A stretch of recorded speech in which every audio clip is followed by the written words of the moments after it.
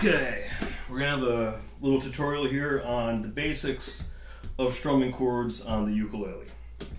So, what we want to do is create a system that enables us to do the most with the least amount of work. It's just the common logic behind all instrument technique, which is minimum expenditure of energy, minimum movement. That doesn't mean that we're not going to move sometimes when we're not actually attacking the strings or playing anything. It has to do with doing these things efficiently and just basically not working any harder than we've got to accomplish something. Now I'm going to turn on a metronome, and let's say this is eighth notes in 2/4 time. So I would count this like so: 1 and 2 and. 16th notes would be 1 E and 2 E and 1 E and 2 E and. So we're going to strum some 16th notes with the index finger of the right hand. There's tons of different ways to strum all the different plectrum string instruments, using all different fingers, downstrokes, upstrokes.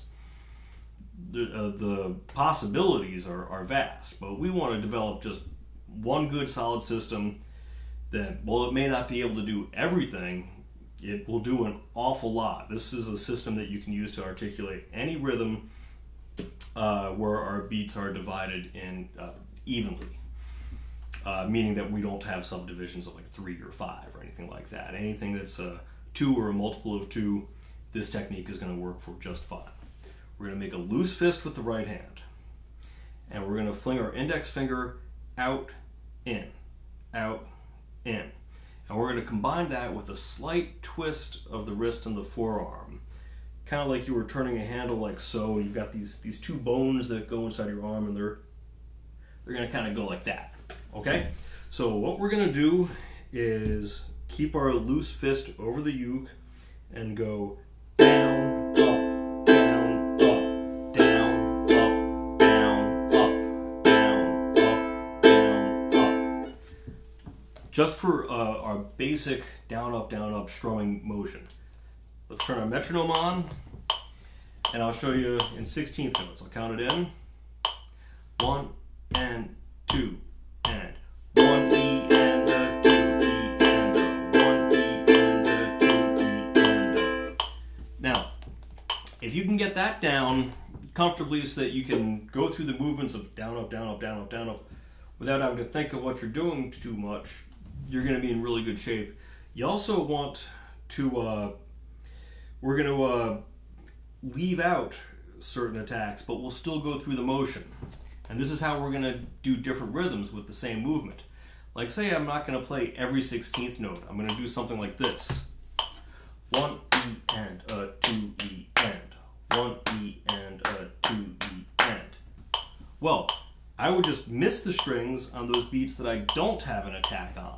So it'd be like this: 1 and 2 and 1 E and 2 E and 1 E and 2 E and. So I'm going to go like this: 1 E, miss, and 2 E and miss, down, up, miss, up, down, up, down. See, I'm still moving my finger up and down on every 16th note, but I'm just simply missing the strings where I don't want the attack. Okay? You can do any conceivable rhythm like this in 2, 4, 8, whatever, and whatever the smallest subdivision of the beat is. In this case, it's a 16th note. But don't worry too much about that if that's not a language you really know as of yet. You will at some point, I'm sure, if you stay with music.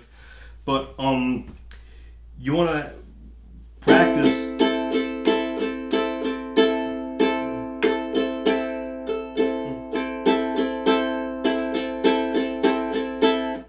doing whatever rhythm you think of, but not stopping the movement of the right hand. If you remember one thing from this video, remember that. It's constant movement. This is the thing that's going to help you articulate rhythms better. Okay? Hope you enjoyed that, and I hope you find that useful. Thank you.